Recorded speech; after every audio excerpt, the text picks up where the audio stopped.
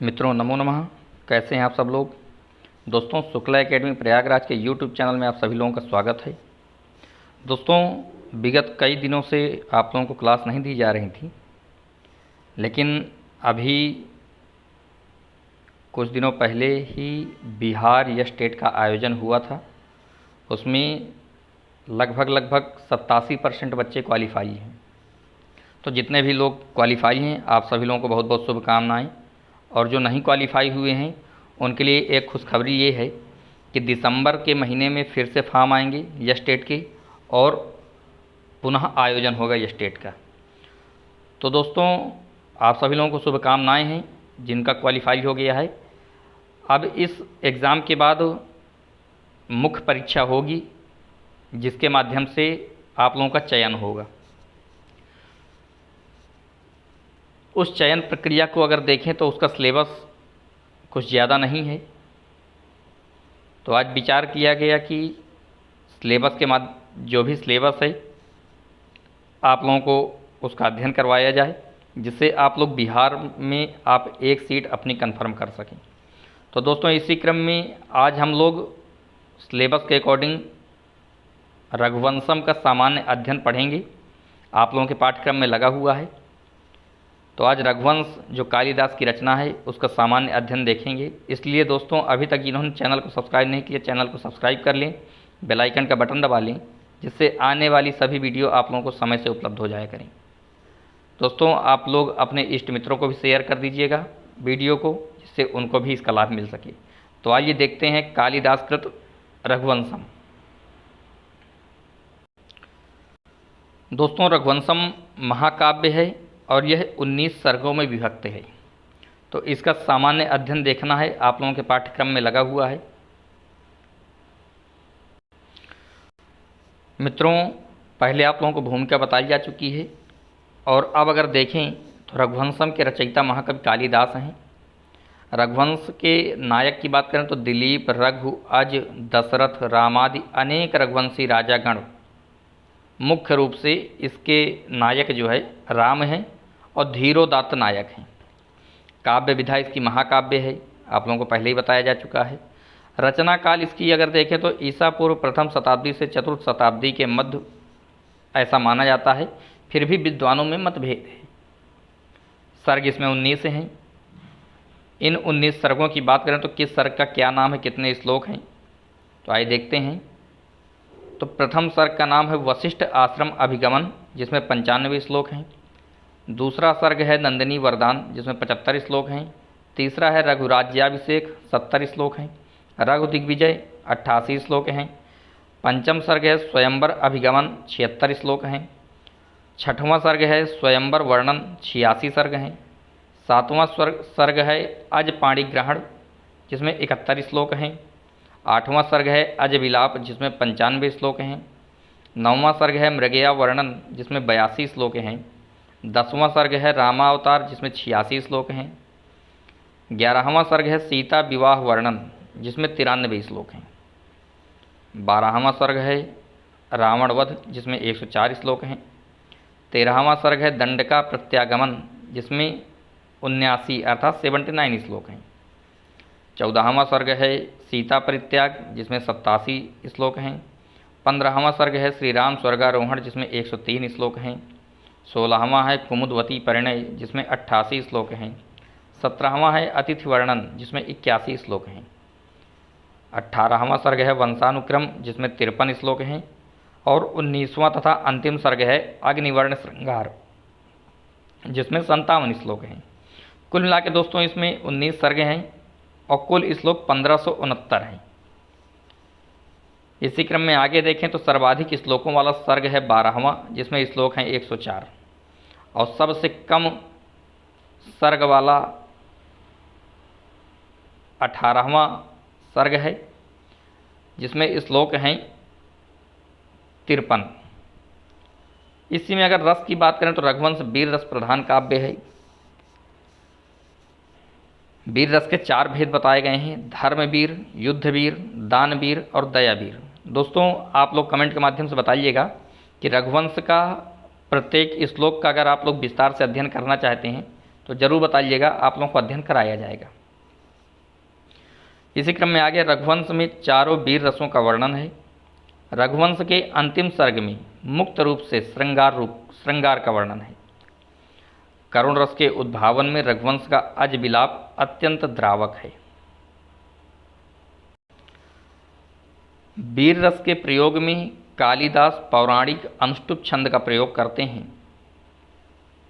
कालिदास का प्रिय रस श्रृंगार है। दोस्तों, इस वीडियो के माध्यम से आपको तीन लाभ होगा। पहला लाभ है आप इसको देख पा रहे हैं दृष्टि के माध्यम से, दूसरा सुन पा रहे हैं, और तीसरा लाभ ये होगा कि अगर आप लोगों के पास बुक हो तो बुक को आप खोल लीजिएगा और पढ़ते भी जाइएगा, तो तीनों लाभ एक साथ होगा। और कहते हैं अगर किसी भी ग्रंथ को आप 3 बार पढ़ लें तो बिल्कुल दिमाग में छप जाता है। तो इसलिए इस वीडियो के साथ साथ आप लोग अपना अध्ययन भी करिएगा, और मेरा विश्वास है कि जितना आप लोगों को यहाँ से पढ़ाया जाएगा उसके बाहर एक भी प्रश्न नहीं आएगा। आइए इसी में देखते हैं आगे कि छंद योजना। तो कालिदास ने छंद प्रयोग की दृष्टि से गेय छंदों का अधिक उपयोग किया है। रघुवंश के 19 सर्गों में 22 छंदों का प्रयोग हुआ है। सर्वाधिक प्रयुक्त छंद उपजाति है जिसमें 578 श्लोक हैं। दूसरा सर्वाधिक प्रयुक्त छंद अनुष्टुप है जिसमें 548 श्लोक हैं। दोस्तों, रघुवंश के 9वें सर्ग में विभिन्न छंदों का प्रयोग है। रघुवंश के दुखद प्रसंग में रथोद्धता छंद का प्रयोग हुआ है। करुण रस के चित्रण में बैतालीय छंद का प्रयोग अज विलाप है। रघुवंश में कवि ने नाराज, जिसमें 18 वर्ण होते हैं, जैसे बड़े छंद का प्रयोग एक बार किया है। कालिदास ने रघुवंश में छंदों को वर्ण विशेष से संबद्ध किया है। तो आप लोग देख पा रहे होंगे, एक तरफ प्रसंग वर्ण विषय है और एक तरफ संबद्ध छंद का प्रयोग है। तो करुण प्रसंगों में बैतालीय छंद का प्रयोग किया है। प्रवास और प्रावृट में मंदाक्रांता का है। हर्षात्मक वातावरण में प्रहर्षणी छंद का प्रयोग है। पराक्रम, शौर्य, राजनीतिक प्रसंग में वंशस्थ छंद है। पौराणिक वृत्त, युद्ध यात्रा में अनुष्टुप छंद है। और भव्य चंद्रोदय, उद्दीपन विभावों के वर्णन में रथोद्धता छंद है। वीर एवं रौद्र रस के सम्मेलन में वसंत तिलका है। शुभ कार्य के सफल होने के प्रस्थान हेतु कार्य की सफलता के लिए सर्गांत में प्रयोग हुआ है पुष्पिताग्रा छंद। समृद्धिशीलता के प्रसंग में द्रुत विलंबित छंद है। उदारता, रुचि, औचित्यादि गुणों में प्रयुक्त छंद हरणी है। सर्ग समाप्ति के समय कथानक को शीघ्रता से समाप्त करते समय प्रयोग हुआ है मालिनी छंद का। अब इसी क्रम में देखते हैं अलंकार योजना। तो रघुवंश में शब्दालंकारों में अनुप्रास का सर्वाधिक प्रयोग हुआ है। यमक का सामान्य प्रयोग हुआ है। अर्थालंकारों में सर्वाधिक उपमा का प्रयोग है। उत्प्रेक्षा, दृष्टांत, स्वभावोक्ति, निदर्शना, अर्थांतरन्यास आदि का भी प्रयोग हुआ है इसमें। दोस्तों, अब इसकी बात करें शैली की, तो वैदर्भी रीति का प्रयोग है रघुवंश में, और कालिदास की रीति भी वैदर्भी ही है। रघुवंश में आकर्षक चरित्र चित्रण, विशद एवं रुचिर वर्णन, प्रौढ़ प्रतिभा, सुंदर रस व्यंजना, सरल अलंकृत शैली का मणिकांचन संयोग है। कथानक का मूल स्रोत की बात करें तो रघुवंश का मूल स्रोत मुख्यतः वाल्मीकि रामायण है। अनुश्रुतियों एवं पौराणिक तथा अन्य स्रोत इसके पद्म पुराण, वायु पुराण और विष्णु पुराण भी हैं। रघुवंश में रघुवंशीय राजाओं की वंशावली वाल्मीकि रामायण से भिन्न है। प्रमुख वर्णन की अगर बात करें तो रघुवंश के 19 सर्गों में दिलीप से लेकर अग्निवर्ण तक रघुवंश के 29 राजाओं का वर्णन है। मनु और इक्ष्वाकु सहित कुल 31 राजाओं का वर्णन है। तो दोस्तों, अगर पूछा जाता है कि रघुवंश में कितने राजाओं का वर्णन है, अगर सीधा सीधा प्रश्न आता है तो आप लोग 31 लगाइएगा। और अगर पूछा जाए कि मनु और इक्ष्वाकु को छोड़ करके कितने राजाओं का वर्णन है, तब 29 राजाओं का वर्णन है। दोनों प्रश्न आपके सामने हैं। फिर है प्रथम 2 सर्ग में दिलीप का वर्णन है। तीसरे, चौथे और 5वें के आधे भाग में रघु का वर्णन है। 5वें से बचे हुए आधे भाग तथा 6ठें, 7वें और 8वें सर्ग में अज का वर्णन है। 9वें सर्ग में दशरथ का वर्णन, 10 से 15वें सर्ग तक रामचरित वर्णित है। 16वें सर्ग में कुश तथा 17वें में कुश पुत्र अतिथि का वर्णन है। 18वें में निषद तथा नल एवं नभ आदि 21 राजाओं का वर्णन है। 19वें सर्ग में अतिविलासी राजा अग्निवर्ण के दुखद अवसान के साथ ग्रंथ समाप्त होता है। अब इसी क्रम में देखें तो रघुवंश में वर्णित राजाओं का क्रम क्या है, तो दिलीप से रघु, रघु से अज और अज से दशरथ हुई। दोस्तों, दशरथ को कौन नहीं जानता है, आप सभी लोग जानते होंगे। दशरथ अयोध्या के राजा थे। इनके 4 पुत्र हुए, राम, लक्ष्मण, भरत और शत्रुघ्न। राम के 2 पुत्र हुए, कुश और लव। कुश के पुत्र हुए अतिथि, अतिथि के निषद, निषद के नल, नल के नभ, नभ के पुंडरीक, पुंडरीक के क्षेमधनवा, क्षेमधनवा के देवानीक। देवानीक के भी 2 पुत्र हुए, एक का नाम पुत्री तथा दूसरे का नाम अहिनग, जिसको अहिनय भी कहते थे। अहिनग के निम्न प्रकार के पुत्र हुए, पारियात्र, शील, उन्नाभ, संखण, व्युषिताश्व, विश्वसह, हिरण्यनाभ, कौसल्य पुत्र, पौष्य, ध्रुवसंधि, सुदर्शन, अग्निवर्ण। ये पुत्र हैं अहिनगु के। अंतिम रघुवंशीय राजा जहाँ तक रघुवंश में वर्णन प्राप्त होता है तो अग्निवर्ण तक का ही वर्णन प्राप्त होता है, जो 31वें नंबर का राजा है। दोस्तों, अभी आपने राजाओं का क्रम पढ़ा। दिलीप सबसे पहले राजा हुए, तो आइए इनकी प्रमुख चरित्र चित्रण कर देखते हैं। तो रघुवंश महाकाव्य के प्रथम उन्नायक के रूप में वर्णित वैवस्वत मनु के शुद्ध वंश से अधिक श्रेष्ठतर चरित्र वाला घोषित किया गया है। किसको? राजा दिलीप को। वायु भी दिलीप के शासन के अनुसार अनुगमन करता था। कहा भी गया है कि यस्मिन महीम शासति वाणिनी नाम निद्राम विहारार्थ पथे गता नाम वातोपि नाश्रय सयदंसुकानी को लंबयेदाहरणाय हस्तम। दूसरे राजा हुए राजा रघु। रघु के व्यक्तित्व की महत्ता इसी से द्योतित होती है, क्योंकि उन्हीं के नाम पर सूर्यवंश का नाम रघुवंश पड़ा। रघु का चरित्र रघुवंशियों का आदर्श है। रघु को रघुवंशम का केंद्रीय नायक माना जा सकता है। रघु का प्रताप और सूर्य का तेज दोनों एक समय में ही सारी दिशाओं में व्याप्त हो गए। कहा गया है प्रतापस्तस्य भानोश्च युगपद ब्यान से दिशा। अगले राजा हैं अज। इनके चरित्र की बात करें तो अज के चरित्र में शील और शौर्य की श्रृंगारिक पीठिका प्रदर्शित है। रघुवंश महाकाव्य के धीर ललित नायक हैं। चक्रवर्ती सम्राट रघु के प्रतापी पुत्र तथा राजा इंदुमती के प्रेमी पति। चौथे नंबर में है राजा दशरथ। दशरथ के व्यक्तित्व का विकास वाल्मीकि रामायण के आधार पर वर्णित है। दशरथ दिग्विजयी सम्राट रघु के नाती हैं। राजा अज के प्रतापी पुत्र हैं। दशरथ मानो पृथ्वी पर अवतीर्ण इंद्र ही हुए थे। उपागतो बिनिनी सुरीव प्रजा हरिहयोर रिहयोग विचक्षण। आगे हुए हैं राजा राम। तो महाकवि कालिदास राम को विष्णु का अवतार मानते हैं। वस्तुतः रघुवंश के वास्तविक नायक राम ही हैं। महाकवि ने राम का अपनी काव्य साधना द्वारा सर्वोत्तम चरित्रांकन किया है। सर्वाधिक सर्गों में राम का चरित्र दर्शाया गया है। रघु और राम के महान चरित्र का तुलनात्मक अध्ययन करते हुए महाकवि ने रघु को महाकाव्य का प्रधान नायक माना है। तभी तो महाकाव्य का नाम रघुवंश पड़ा। अन्य आचार्यों ने राम को ही इस महाकाव्य का नायक माना है और कहा कि रघु से लेकर राम तक जो कथा है वह राम कथा को विस्तार देने के लिए है। राम राजा बनने की बात सुनकर रोने लगते हैं और वन गमन की आज्ञा पाकर प्रसन्न होते हैं। बाकी प्रसंग आप लोगों ने सुन ही रखा है राम जी का, कि किस प्रकार से उनको वनवास हुआ और 14 वर्ष वनवास में व्यतीत किए।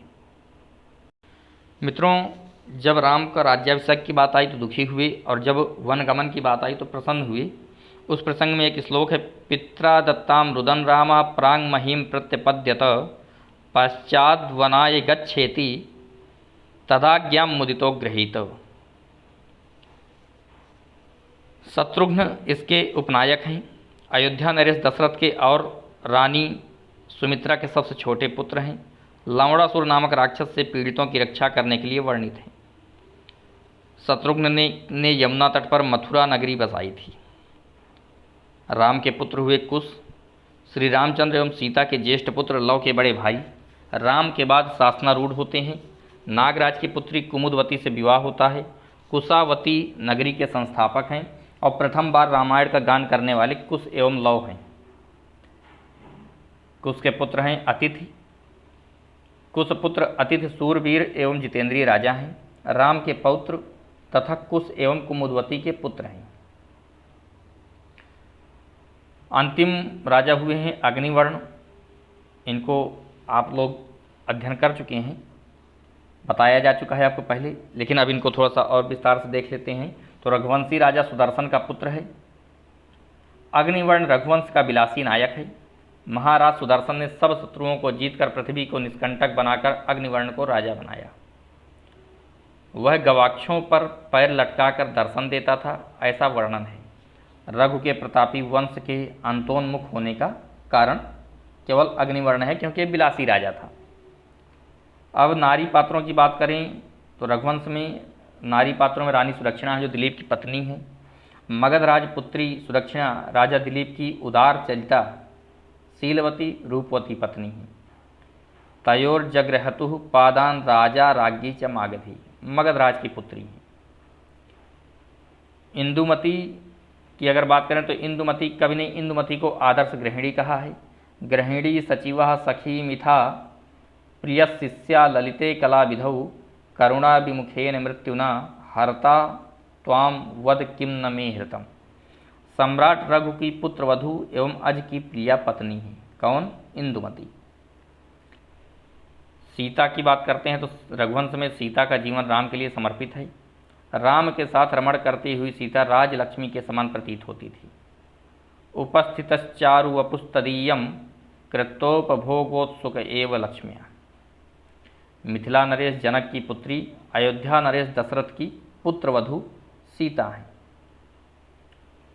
दोस्तों, आगे इसी क्रम में कैकेयी का वर्णन आता है। अब आप सभी लोगों को पता है कि जहाँ राम और सीता की बात हो और कैकेयी की बात ना हो, वहाँ प्रसंग कैसा। तो कैकेयी की बात करें तो राजा दशरथ की प्रिय पत्नी है। कवि ने उन्हें अति क्रोधशीला चंडी की उपाधि से विभूषित किया है। दशरथ से वरदान के रूप में राम के लिए 14 वर्ष का वनवास एवं भरत के लिए राजगद्दी मांगा है। इसी क्रम में आगे है महर्षियों का चरित्र। तो सबसे पहले हम महर्षि वशिष्ठ, ब्रह्मतेज एवं ब्रह्म ज्ञान की साक्षात मूर्ति हैं। कहा भी गया रघुवंश के प्रथम सर्ग के 63वें श्लोक में कि पुरुषायुष जीविन्यो निरातंका निरीतयः यन्मदीयाः प्रजास्तस्या हेतुस्त्वद ब्रह्म वर्चसम। फिर है महर्षि कौत्स। इन्होंने 14 विद्याओं के अध्येता महर्षि वरतंतु के शिष्य कौत्स से गुरु आज्ञा का पालन करते हुए 14 करोड़ मुद्रा दक्षिणा स्वरूप लेने रघु के पास गए। इसी क्रम में आगे प्रतनायक का चरित्र देखते हैं। तो प्रतनायक इंद्र हैं। प्रतनायक के रूप में चित्रण है किसका? इंद्र का। इंद्र की पत्नी का नाम सची, पुत्र का नाम जयंत, स्वर्ग का शासक और देवेंद्र नाम वाला, सारथी का नाम मातली। रथ में 1000 घोड़े हैं इनके घोड़े का रंग हरे तथा पीले भी कहीं कहीं उल्लेख मिलता है। हाथी का नाम ऐरावत है, शस्त्र का नाम वज्र है और 100 अश्वमेध यज्ञ करने के कारण शतक्रतु भी कहे जाते हैं। आगे है रावण। प्रतिनायक जो हैं, तो रावण इस महाकाव्य का प्रतिनायक है, लंका का अधिपति तथा पुलस्त्य मुनि का नाती है। इंद्र और रावण ऐसे प्रतिनायक का कवि ने पूर्ण विकास नहीं दिखाया। फिर है लवणासुर। दोस्तों, शत्रुघ्न का प्रतिद्वंदी, कुंभीनसी का पुत्र, मधुपन नामक लवण नगरी का राजा, बहुत अत्याचारी राक्षस लवणासुर भी महाकाव्य का प्रतिनायक माना जा सकता है। फिर इसी क्रम में पशु चरित्र। तो पशुओं में अगर बात करें तो नंदिनी की बात है। नंदिनी दोस्तों कामधेनु की पुत्री नंदिनी का जीवंत चित्रण रघुवंश के 2 सर्ग में है। दोस्तों, आप लोगों ने रघुवंश का अध्ययन किया होगा, यह तो आप लोगों को सामान्य अध्ययन करवाया जा रहा है कि किस प्रकार से गौ सेवा के माध्यम से दिलीप को पुत्र रत्न की प्राप्ति होती है।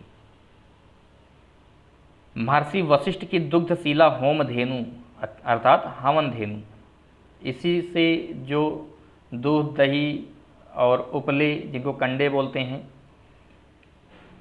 इत्यादि चीज़ों से ही पूजन पाठ और हवन करते थे, इन्हीं की सामग्री से। आगे है रंग नवीन पल्लव तथा संध्या के समान श्वेत युक्त लाल नंदिनी थी।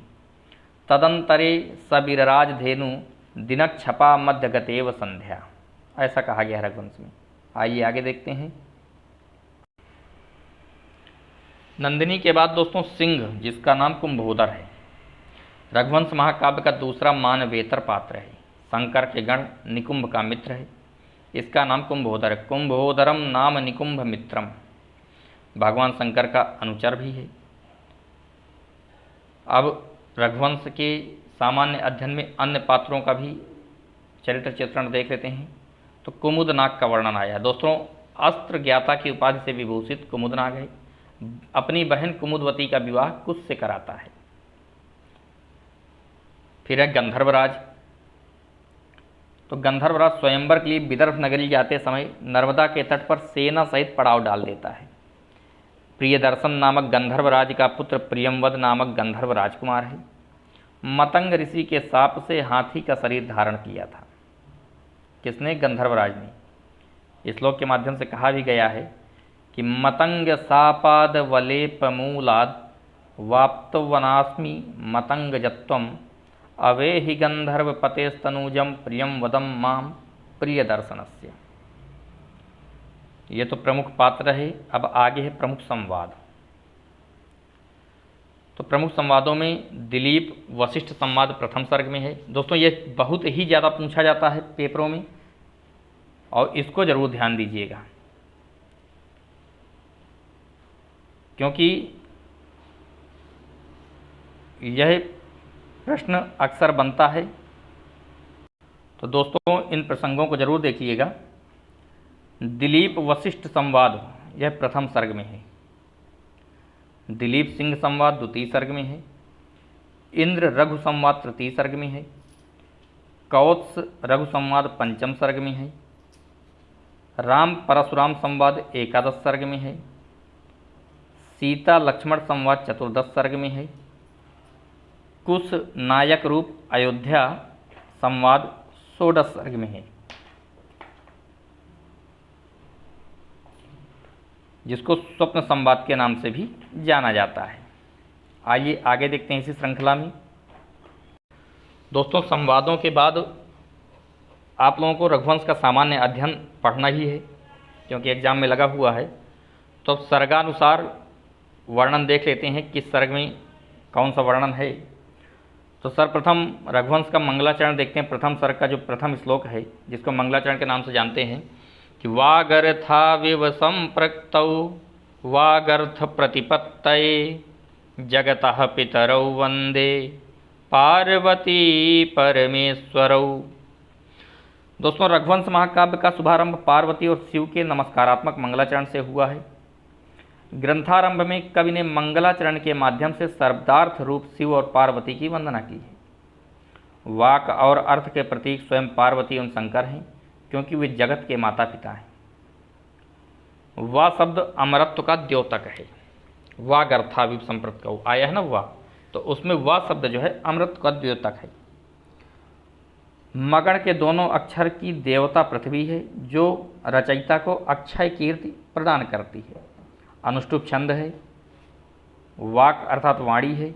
अर्थ अर्थात लक्ष्मी का द्योतक है, और ई अर्थात शक्ति, शैव दर्शन के अनुसार शक्ति माना गया है। अब प्रथम सर्ग का सामान्य अध्ययन देखते हैं।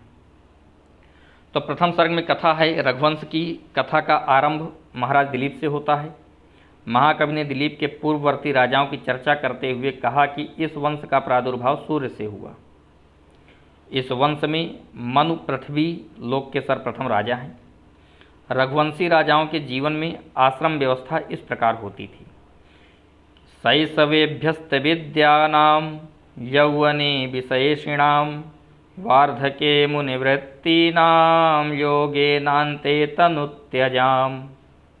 दोस्तों प्रथम सर्ग में महाराज दिलीप संतान प्राप्ति का उपाय पूछने अपने गुरु वशिष्ठ के आश्रम जाते हैं। वशिष्ठ उन्हें कामधेनु की पुत्री नंदिनी गाय की सेवा करने का परामर्श देते हैं। आगे है द्वितीय सर्ग दोस्तों। तो राजा दिलीप द्वारा कामधेनु की पुत्री नंदिनी की सेवा का वर्णन है। नंदिनी राजा दिलीप द्वारा की गई 21 दिनों की सेवा से प्रसन्न होती है और उनकी परीक्षा भी लेती है। कुंभोदर सिंह का वर्णन द्वितीय सर्ग में है। दिलीप परीक्षा में सफल होते हैं। नंदिनी उन्हें पुत्र प्राप्ति का आशीर्वाद देती है। द्वितीय सर्ग की कथा है। तृतीय सर्ग में रघु का जन्म, विद्या अध्ययन आदि है। महाराज दिलीप ने समस्त शास्त्र विद्या और शस्त्र में प्रवीण रघु को युवराज बनाने के उपरांत अश्वमेध यज्ञ प्रारंभ किया। अदृश्य रूप से इंद्र द्वारा यज्ञीय अश्व अपहरण कर लिया गया। रघु और इंद्र में घोर युद्ध एवं विजय प्राप्ति। रघु का राज्याभिषेक। दोस्तों यह तृतीय सर्ग का अध्ययन कर रहे हैं। अपनी वंश परंपरा के अनुसार दिलीप तपस्यार्थ वन चले जाते हैं। फिर है चतुर्थ सर्ग। चतुर्थ सर्ग की बात करें तो रघु की दिग्विजय का वर्णन है। सर्वप्रथम पूर्व दिशा में वंश आदि देशों को जीतकर अपना विजय स्तंभ गंगा सागर के द्वीपों में गाड़ दिया। कवि ने रघु को सूर्य से अधिक प्रतापी सिद्ध किया है कि दिशि मंदायते तेदो दक्षिणस्याम रवेरपि तस्यामेव रघो पांड्याः प्रतापम न विसेहिरे। भारत के विभिन्न प्रदेशों की मनोरम झांकी प्रस्तुत की गई है चतुर्थ सर्ग में। फिर है पंचम सर्ग। तो पंचम सर्ग की बात करें तो विश्वजित यज्ञ करके अपना सर्वस्व दान करने वाले महाराज रघु के त्याग का अत्यंत प्रभावशाली एवं प्रेरणाप्रद चित्रण हुआ है। इस सर्ग के अंत में विदर्भराज भोज अपनी बहन इंदुमती के स्वयंवर का वर्णन है। रघुपुत्र राजकुमार आज स्वयंवर में भाग लेने के लिए प्रस्थान करता है। ब्रह्मचारी कौत्स अपने गुरु वर्तंत को दक्षिणा देने के लिए रघु से 14 करोड़ स्वर्ण मुद्राएं मांगता है। इस सर्ग में अज को जगाने के लिए सूत पुत्रों द्वारा गाया गया प्रभात गीत बहुत प्रसिद्ध एवं मनोरम है, और जितना मनोरम है उससे कहीं ज़्यादा दोस्तों परीक्षा के लिए महत्वपूर्ण है। अगला सर्ग है छठवां सर्ग। तो षष्ठ सर्ग की बात करें तो इंदुमती स्वयंवर का चित्ताकर्षक वर्णन है। इंदुमती अज के गले में वरमाला डालती है, अर्थात वर रूप अज को चुनती है, क्योंकि भंवरों की पंक्ति खिले हुए आम के बौरों को छोड़कर अन्यत्र नहीं जाते। न ही प्रफुल्लम सहकारमेत्य वृक्षांतरम कांक्षति षट्पदाली।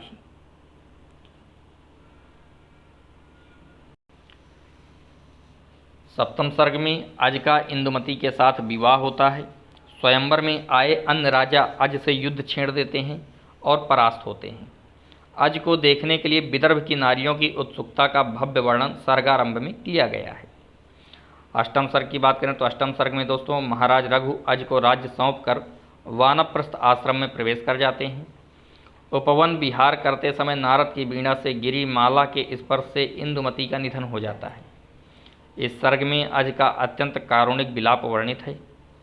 कारुणिक वर्णन में वियोगिनी बैताली छंद का प्रयोग हुआ है। आज विलाप ही सर्ग का प्राण है। कहा गया है बिललाप बाष्प गदगदम सहजामप्यपहाय धीरताम। वशिष्ठ के संदेश से अज को सांत्वना मिलती है। प्रिया वियोग एवं पुत्र दशरथ का पालन 2 तरह की विपरीत परिस्थितियों में वह किसी तरह 8 वर्षों तक जीवित रह सके। अंत में गंगा सरयू संगम में उन्होंने प्राण त्याग दिया। नवम सर्ग की बात करें तो सर्गारंभ दशरथ के शासन के वर्णन से प्रारंभ होता है। महाराज दशरथ वन्य गज के भ्रम में श्रवण कुमार की हत्या कर देते हैं। दशरथ को श्रवण के माता पिता द्वारा पुत्र वियोग में मरने का शाप मिलता है। इस सर्ग में वसंत का अत्यंत मनोरम वर्णन हुआ है। कहा गया कुसुम जन्म ततो नव पल्लवास तदनुसट पद कोकिल कूजितम। आगे है दसम सर्ग। तो दशरथ द्वारा पुत्रेष्ट यज्ञ किया जाना वर्णित है। रावण से त्रस्त देवताओं का विष्णु के पास जाने का वर्णन है। विष्णु का दशरथ पुत्र राम के रूप में अवतरित होने की घोषणा, रामादि चारों भाइयों का जन्म है।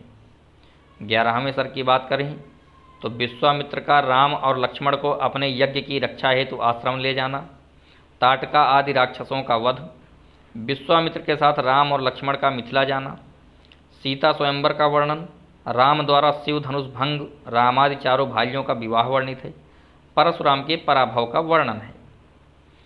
12वें सर्ग की बात करें तो दशरथ राम के राज्याभिषेक का विचार करते हैं, तभी कैकेयी उनसे वरदान मांगती है। आगे है इसी में कि इस सर्ग में राम वनवास से लेकर शूर्पणखा वृत्तांत, सीता हरण, बाली वध, सीता खोज, राम रावण युद्ध, रावण वध तक की कथा कवि ने शीघ्रता से कही है। सर्ग के अंत में राम को पुष्पक विमान से अयोध्या जाने की सूचना दी गई है। त्रयोदश सर्ग की बात करें, 13वां सर्ग जो है, तो उसमें पुष्पक विमान से अयोध्या लौटने की यात्रा का मनोरम दृश्य राम सीता को दिखाते हैं और पवित्र तीर्थों का परिचय कराते हैं। भौगोलिक स्थलों का प्रामाणिक वर्णन एवं सीता वियोग की करुण स्मृतियों का चित्रण किया गया है। इस प्रसंग में दोस्तों 2 महत्वपूर्ण वर्णन हैं। पहला समुद्र वर्णन जो 2 से और 13 श्लोकों तक है, जिसमें कहा गया है कि वैदेही पश्यामल याद विभक्तम मत सेतुना फेनिलमंबुरासिम। और दूसरा वर्णन है, महत्वपूर्ण वर्णन है, गंगा यमुना का वर्णन। गंगा यमुना के विषय में कहा गया कि पश्यान वद्यांग विभाति गंगा भिन्न प्रवाह यमुना तरंगैहि।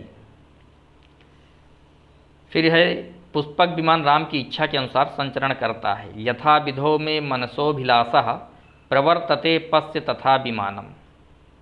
दोस्तों पहले के जो विमान थे वह मन के अनुसार चलते थे और आज के विमान स्टीयरिंग के अनुसार चलते हैं।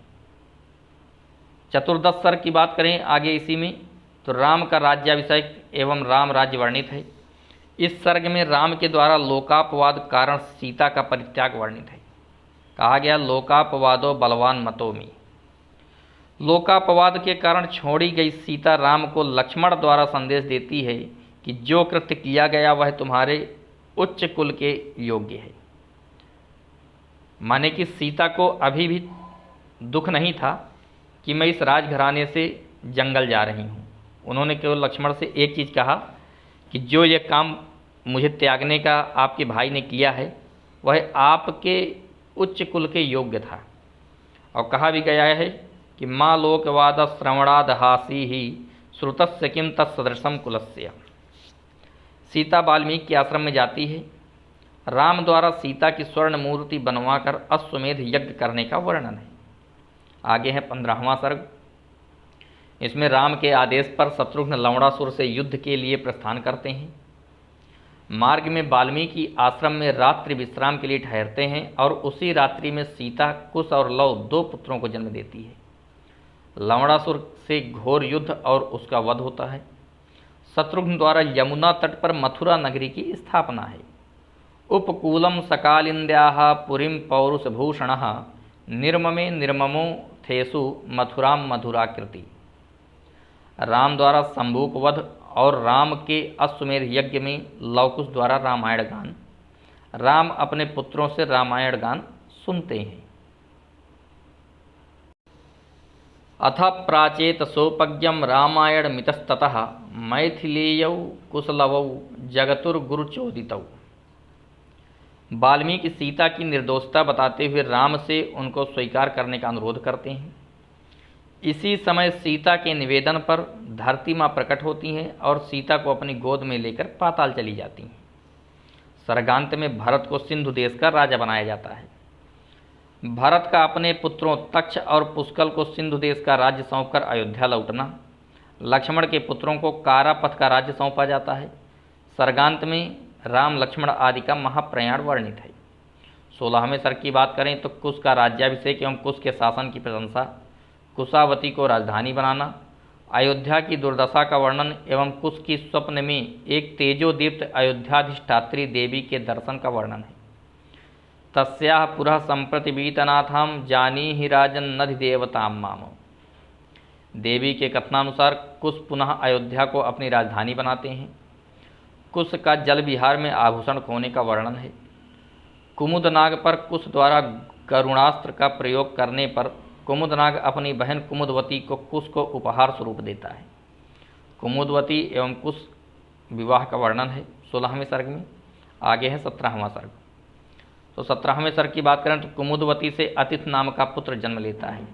अतिथिम नाम का कुस्थात पुत्रम प्राप कुमुदवती। कुश युद्ध में वीर गति प्राप्त करता है और कुमुदवती सती हो जाती है।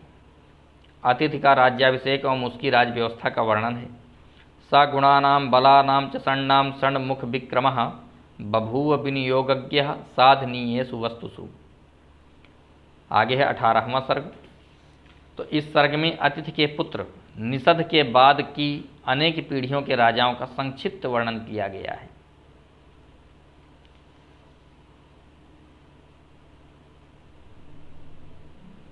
अगला सर्ग है 19वां सर्ग, जिसको एकोनविंश सर्ग कहते हैं। और दोस्तों रघुवंश में भी 19 सर्ग ही हैं। इस सर्ग में सुदर्शन पुत्र अग्निवर्ण का वृत्तांत है। शासन का समस्त कार्यभार मंत्रियों पर छोड़कर अहरनिश विलासिता में लिप्त रहता है। मित्रों, अग्निवर्ण अनेक रानियों, दासियों आदि को कामुकता का शिकार बनाने से उसे क्षय रोग हो जाता है। उसे वैद्यों के उपदेश भी इन दुर्व्यसनों से अलग नहीं कर सके। दृष्ट दोषमपि तन्न सोत्यजत संगवस्तु विषजा मनाश्रवः स्वादुभिस्तु विषयैर्हृतस्ततो दुःखमिन्द्रियगणो निवार्यते। मंत्रियों ने गुप्त रूप से ग्रह उपवन में ही उसे जला दिया। तम ग्रहोपवन एव संगताः पश्चिमक्रतुविदा पुरोधसा रोग शांतिमपदिश्य मंत्रिणः संभ्रते शिखिनी गूढ़मादधु। मंत्रियों द्वारा अग्निवर्ण की गर्भवती रानी का राज्याभिषेक किया जाता है।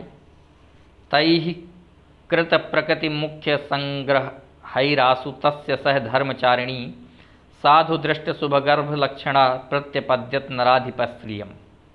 रानी ने विश्वास पात्र मंत्रियों के साथ विधिपूर्वक पति के राज्य का शासन किया और इस प्रकार रघुवंश की कथा का अंत होता है।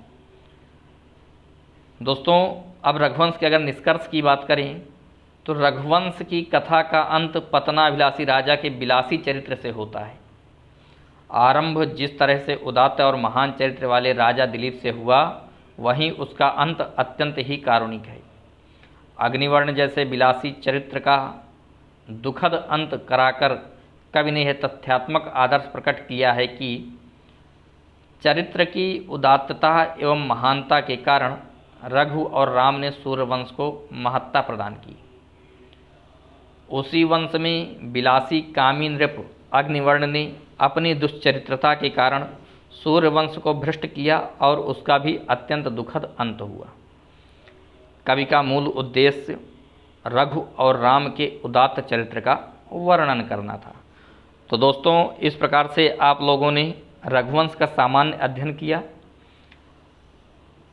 इसके बाद रघुवंश की ही एक वीडियो और आएगी जिसमें आप लोगों को महत्वपूर्ण सूक्तियाँ रघुवंश की दी जाएंगी, जो परीक्षा की दृष्टि से अति महत्वपूर्ण होगी। तो दोस्तों, इस वीडियो को आप लोग देखिएगा। अगर वीडियो आप लोगों को अच्छी लगी तो वीडियो लाइक करिएगा, चैनल को सब्सक्राइब करिएगा और भी अपने इष्ट मित्रों को शेयर कर दीजिएगा, जिससे उनको भी इसका ज़्यादा से ज़्यादा मात्रा में लाभ मिल सके। दोस्तों, इसी ध्येय वाक्य के साथ कि सर्वे भवन्तु सुखिनः, सर्वे सन्तु निरामयाः, सर्वे भद्राणि पश्यन्तु माँ कश्चित् दुर्भाग् भवेत् के साथ आप सभी लोगों को नमो नमः। पुनः मुलाकात होगी नए वीडियो के साथ।